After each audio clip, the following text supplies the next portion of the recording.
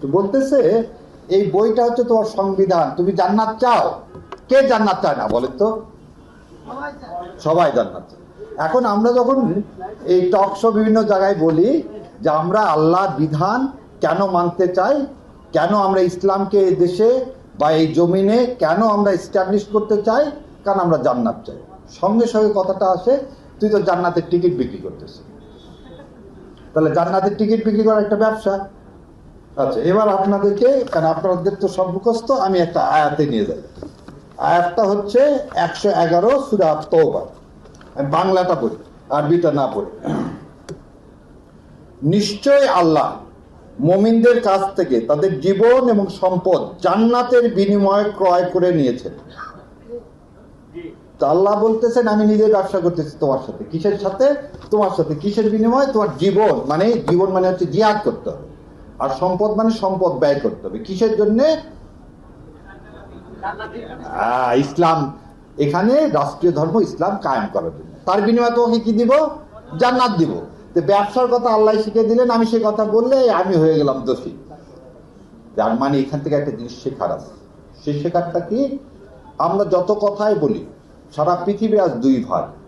এক ভাগে আমরা মুসলমানরা, আর এক ভাগে বাতিলেরা। যেখানে আমরা ইসলামের রাষ্ট্রের কথা বলবো, সংস্কারের কথা বলবো, সে সংস্কার কোরআন এবং হাদিসের আন্ডারে বলবো, তখনই আমাদের কি হয়ে যাবে? আমাদের সাথে বিরাট সমস্যা হয়ে যাচ্ছে। আর একটা জিনিস দেখেন,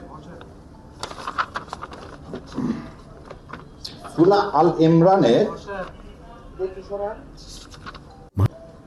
103 নম্বর আয়াতে আল্লাহ সুবহানাহু ওয়া তাআলা বললেন, কি বললেন আল্লাহ? তোমরা সবাই মিলে আল্লাহকে রুজু করো, মজবুত ভাবে আঁকড়ে ধরো এবং পরস্পর বিচ্ছিন্ন হয়ে যেও। তাহলে আল্লাহ আমাদেরকে জামাতবদ্ধ হয়ে থাকার জন্য নির্দেশ দান করছেন না করেন?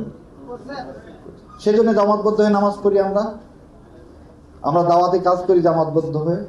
এটাই হচ্ছে কার সমস্যা? আমার পার্শ্ববর্তী দেশের সমস্যা।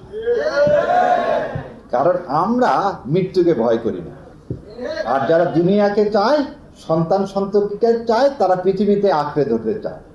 আর আমরা বলছি, আমরা তো ওই যে বলছি কুল্লে নাফসিন যায়কাতুল মউত, তারপর অংশটা কি বলছে? মিনহা খালাকনাকুম ওয়া ফিহা নুইদুকুম ওয়া মিনহা নুখরিজুকুম তারাতান উখরা। আমি জানি এই মাটি থেকে আমি সৃষ্টি হয়েছি, এই মাটিতেই ফিরে যাব, এখান থেকে পুনরুত্থিত হব। আমার একমাত্র পাওয়া কি? জান্নাত। আর কিছু আছে না। তো সেই জান্নাত পেতে গেলে এই যে এখানে লেখা আছে, কি লেখা আছে? ইসলাম ছাড়া জান্নাতে যাওয়ার আর কোনো রাস্তা আছে? একজন বলুক তো, প্রথম আলো জান্নাত দিতে পারবে? ডেইলি স্টার পারবে? গান্ধীবাদ পারবে?